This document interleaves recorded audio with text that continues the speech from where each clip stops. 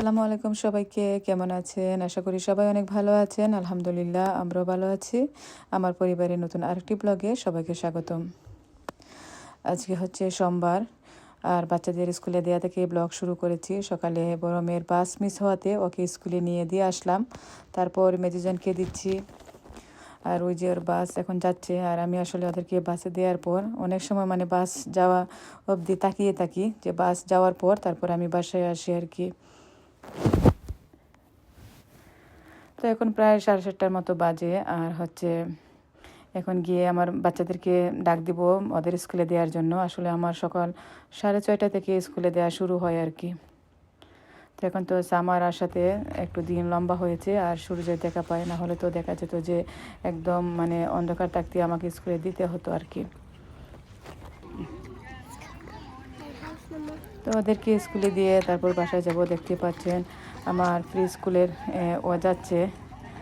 আর আজকে একটু দূরেই দাঁড়িয়েছিলাম, যেহেতু ও প্রতিদিনই প্লেগ্রাউন্ডে প্লে করে। আর হচ্ছে এখন তো ওয়েদারটা একটু ভালো হয়েছে আর কি, না হলে তো দেখা যেত যে ওদের গাড়ির ভিতরে বসে থাকতাম আর কি ওকে নিয়ে। যখন স্কুলের টাইম হতো তখন আর কি ক্লাসরুমে দিয়ে আসতাম আর কি। তো এখন রান্নাবান্না করব। ঈদের সময় তো আর দাওয়াতে দাওয়াতে চলে গিয়েছিল, আর দেখা যায় যে ঘরে তেমন একটা রান্না করতে হয়নি। তো আজকে ঈদের ছোটো মাছ রান্না করব। যদিও বা আমার অনেকগুলো তরকারি আছে, তারপরে আর কি অল্প করে একটু রান্না করে নেব, যেহেতু ঈদের পর থেকে বিফ বেশি খাওয়া হচ্ছে, তারপর হচ্ছে তেমন একটা মাছও খাওয়া হচ্ছে না। আর দাওয়াতের উপরে তো ছিলাম 4-5 দিন। তো দেখতেই পাচ্ছেন আমার ফ্রিজের ভিতরে কিন্তু একদম হাঁড়ি সহ রেখে দিয়েছি আর কি। সবগুলো কিন্তু এখনও আছে। তারপর একটু রান্না করে নেব। তো এখানে আমি চিকেন বের করেছি, তারপর মাছ, চিংড়ি মাছ বের করেছি, আর হচ্ছে সিলেট মাছ যেটা আর কি বের করেছি। তো প্রথমে চিংড়ি মাছ দিয়ে স্পিনাচ শাক রান্না করব। তো এটা বসিয়ে দিয়েছি, দেখতে পাচ্ছেন চিংড়ি মাছটাকে খুব ভালোভাবে ভেজে নিচ্ছি। আর এখানে আমি মশলা দিয়েছি পেঁয়াজ কুচি, তারপর হচ্ছে রসুন কুচি, অল্প পরিমাণে জিরের গুঁড়ো, ধনিয়ার গুঁড়ো, হলুদের গুঁড়ো দিয়েছি, দিয়ে চিংড়ি মাছটাকে আগে কষিয়ে নিচ্ছি আর কি। আর এর পাশে তো সব কিছু রেডি করা, চিকেনের জন্য পেঁয়াজ কেটে নিয়েছি। আর এই যে এটা হচ্ছে স্পিনাচ শাক, এটাকে কেটে রেখে দিয়েছিলে। তো সব কিছু রেডি করে রান্না করলে তো অনেক সুবিধা হয়। আমি শুধু এখন একে একে দিয়ে দিচ্ছি আর কি। তো এখানে প্লেট মাছটা রান্না করে নিব, আর মাছটা যে তেলে ভাজি করেছিলাম ওই তেলে দিয়ে দিচ্ছি আর কি। তো প্রথমে দিয়ে দিলাম পেঁয়াজ কুচি, আর পেঁয়াজ কুচি দিয়ে তারপর দিয়ে দিব লবণ। আমার কাছে মনে হয় পেঁয়াজ দেওয়ার পর লবণটা দিয়ে দিলে পেস্টটা একটু তাড়াতাড়ি নরম হয়ে আসে আর কি। তো এই পর্যায়ে দিলাম রসুন বাটা, তারপর দিয়ে দিব মরিচের গুঁড়ো, তারপর দেবো হলুদের গুঁড়ো, ধনিয়ার গুঁড়ো।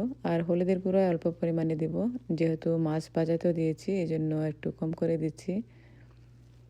আসলে মাছের তরকারি রান্না করলে একদম অল্প করেই রান্না করি, যেহেতু বাসায় তেমন একটা মাছের তরকারি খাওয়া হয় না, বাচ্চারা তো একদমই না। আমি বা আমার হাজব্যান্ড আমরা দুজনে একটু খেয়ে থাকি। আর এই যে প্লেট মাছ, এই মাছটা রান্না করলে বাচ্চারা দেখা যায় একটু খেতে পারে, কারণ হচ্ছে এটা তো কাটা থাকে না, কাটা না থাকাতে আর কি ওরা একটু খেতে পারে। এই জন্য আর কি প্লেট মাছটাকে আমি এভাবে রান্না করি, একদম কম মরিচ দিয়ে।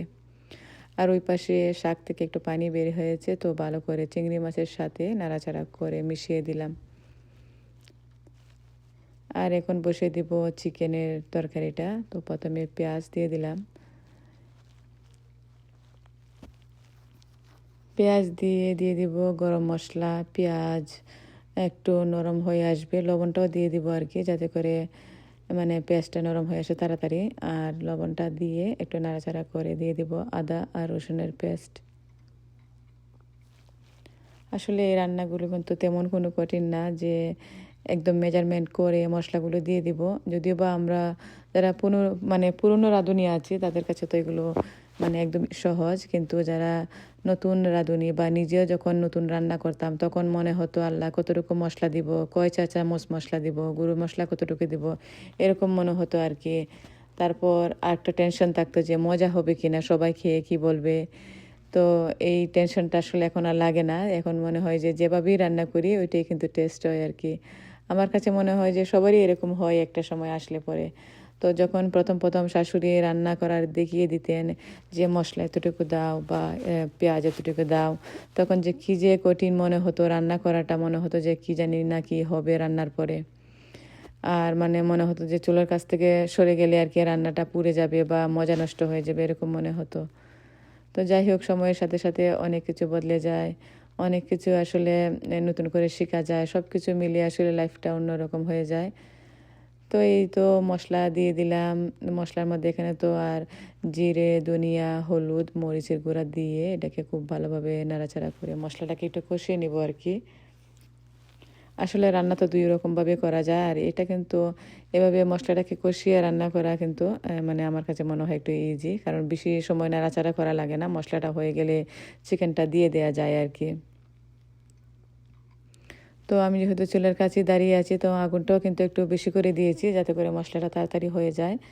তো মশলা হওয়ার পর আমি চিকেনটা দিয়ে দিয়েছি, দিয়ে এটাকে ভালোভাবে মিশিয়ে নিব আর কি। তো বাচ্চারা স্কুলে থাকাতে আসলে কোনো পিছু টান নেই, এক মানে পায়ে দাঁড়িয়ে রান্নাটা শেষ করে নিচ্ছি আর কি। না হলে তো বাচ্চারা বাসায় থাকলে ওদেরকে দেখতে হয়, ওদের সকালে ব্রেকফাস্ট রেডি করে দিতে হয়, তারপর আবার সব কিছু গুছিয়ে রান্না করা, তো দেখা যায় অনেকটা সময় কিন্তু আমার চলে যায়। কিন্তু আজকে তো বাচ্চারা স্কুলে, আর আমিও মনে আনন্দে আগে রান্নাটা শেষ করে নিচ্ছি, মনে হচ্ছিল না যে ব্রেকফাস্ট খাবো। আর টাইমও কিন্তু বেশি হয়নি যে বসে মানে খাবো। সকালবেলা দেখা যায় যে একটু লেবু পানি বা একটু চিয়া সিড পানি খেয়ে তারপর আমি কাজে লেগে যাই আর কি। তো অনেকটা সময় চলে গিয়েছে, আমি মানে ঘর ক্লিন আপের কাজও শেষ করে নিয়েছি। তো হঠাৎ মনে পড়লো যে চিকেনের তরকারিতে একটু আলু দিয়ে নিই, তো এই জন্যই আর কি আলুটা কেটে নিচ্ছি। আর ওই পাশে আমার মেয়েরও আস্তে আস্তে স্কুল থেকে আসা শুরু হয়ে গেছে। প্রথমে তো বড় মেয়ে আসলো, তারপর মেজো মেয়ে। আজকে তো আপনারা দেখেছেনই, প্রথমে বড়জনকে স্কুলে দিয়েছিলাম, তারপর মেজোজনকে। তো এইভাবে আসলে একজন একজন করে বাসায় চলে আসে আর কি। প্রথমে বড়জনকে দিই, তো প্রথমে বড় মেয়ে চলে আসে, তারপর মেজো মেয়ে, তারপর ওরা তিনজন আসে। ওরা তিনজন তো এক স্কুলে যায়, তো ওদের আর কি 2 টাইমে স্কুল শেষ হয়। ওরা একজন আসে হচ্ছে আমার ফ্রি স্কুলে যে মেয়ে যায়, ও আসে হচ্ছে 3:30-তে, আর ওরা শেষ হয় হচ্ছে 3:55-এ আর কি, 2 টাইম। তো এর ভেতরে ওরা চলে আসে, আর এই পাশে আমার মানে কাজও শেষ। আর আজকে ছিল আর্লি রিলিজ, মানে ওদের স্কুল যাদের মানে শেষ হয় 2:45-এ, ওইটা শেষ হয়েছে আজকে 1:15-এ। আর ওদের শেষ হবে হচ্ছে 2:55-এ আর কি, 1 আওয়ার আগে ওদের স্কুল আজকে শেষ হয়ে যাবে। তো দেখা যায় যে ওরাও বাসায় আর্লি চলে আসছে, আর এই পাশে আমার রান্নাও শেষ। তো বাচ্চাদেরকে নিয়ে একসাথে ব্রেকফাস্ট করবো এই ইচ্ছাটা ছিল আর কি। তো এই জন্যই আর কি আমি সকাল থেকে রান্নাটা শেষও করে নিচ্ছিলাম, আর নিজেরও মানে ব্রেকফাস্ট খাওয়ার প্রতি কোনো ইচ্ছে ছিল না। মনে হচ্ছিলো যে মেয়েরা আসবে, মেয়েদেরকে নিয়ে একসাথে বসে খাবো। আর দেখতে পাচ্ছেন প্লেট মাছ রান্না শেষ, আর এই পাশে হচ্ছে আমার শাকটাও শেষ। আর এখানে চিকেন থেকে যে আলু দিয়েছিলাম ওটা থেকে একটু পানি বের হয়েছে, তো ওই পানিটা টেনে আসলে আর কি জল দিয়ে দিব, আর খুবই অল্প পরিমাণে জল দেব, বেশি জল হলে আসলে খাওয়া যায় না। আর বাচ্চারা তো এত জল টুল খেতেও পারে না, তো এই জন্য একটু আমি জল কম করে দিয়ে থাকি আর কি। তো আমার শাক রান্না শেষ, তারপর মাছও শেষ, আর শুধু চিকেনটা আছে। আর ওই পাশে আমি একটু চার পানি বসিয়ে দিয়েছি, আর ভাতটাও বসিয়ে দিয়েছি, যেহেতু ওরাও স্কুল থেকে তাড়াতাড়ি চলে এসেছে। তো আজকের দিনটা আসলে এভাবে যাচ্ছে আর কি। ঈদের পর প্রথম বাচ্চাদের স্কুলে যাওয়া, তো মাঝখানে 2 দিন যেহেতু গিয়েছে, তো ওইটা তো আর ঈদের ব্রেকের মধ্যে ছিল। দেখা যায় ওদের বাবাও বাসায় ছিলেন, তারপর আমাদেরও ঈদের দাওয়াত ছিল। তো স্কুল থেকে আসার পরে আমরা চলে যেতাম আর কি দাওয়াতে। তো দেখা যায়, তো আপনারা তো দেখেছেনই গত ব্লগগুলোতে। আর আজকে তো আর কোনো দাওয়াত নেই, আর স্কুলও আজকে আর্লি রিলিজ হয়ে গিয়েছে, আর্লি ছুটি হয়ে গিয়েছে আর কি। তো মানে দিনটা একটু লম্বাই মনে হচ্ছিল। আর এখানে একটা ডেলিভারি আসছে, তো আমার ছেলে এটা নিয়ে আসলো আর কি, ডেলিভারিটা কি আসছে দেখতে। তো আমি ওকে ওপেন করে দিলাম, এটা এক যে জুতার অর্ডার ছিল আর কি, ওইটা এসেছে। তো যাই হোক, একদম ভোর দুপুরবেলা মেয়েদেরকে নিয়ে বসে চাটা খাবো। ওই যে আমার চাটা কিন্তু হয়ে যাচ্ছে, আর এপাশে ঝোলের জন্য অল্প পরিমাণে পানি দিয়ে দিলাম, আর ভাতটাও কিন্তু হয়ে যাচ্ছে আর কি রান্না করা। তো চাটা খেয়ে কিচেনটাকে ক্লিন করে নিলাম, তারপর বাচ্চাদেরকেও ক্লিন আপ করে নিলাম, আর খাওয়া দাওয়া করে একটু সময় রেস্ট নিয়ে তারপর চলে এলাম আর কি একটু স্টোরে। তো এটা হচ্ছে মিনার্ড, এখান থেকে কিছু ফ্লাওয়ার গাছ কিনে নিয়ে যাব, তারপর ভেজিটেবল লাগানোর জন্য আর কি একটা গার্ডেন বেড বানাবো। তো এখান থেকে কাঠ কিনে নিয়ে যাব আর কি। তো এই বাগান, এই যে স্টোর, এটার ভিতরে কিন্তু একদিন রেকর্ড করে মনে দেখিয়েছিলাম, আজকে বাহিরটা দেখাচ্ছি। আর এখানে দেখতে পাচ্ছেন সব কিন্তু কাঠ, এক একজনের এক এক দরকারে এসে দেখে দেখে কাঠ কিনে নিয়ে যায় আর কি। তো আমরা আজকে নিয়ে যাব গার্ডেন বেড বানানোর জন্য। তো একটুখানি আপনাদেরকেও দেখিয়ে দিলাম এখানে কীভাবে আর কি আমেরিকান স্টোরগুলোতে কাঠগুলোকে অর্গানাইজ করে রেখে দেয়। তো আজকে এ পর্যন্তই, নতুন আরেকটি ব্লগে আবার দেখা হবে। সবাই ভালো থাকবেন। আল্লাহ হাফিজ, আসসালামু আলাইকুম।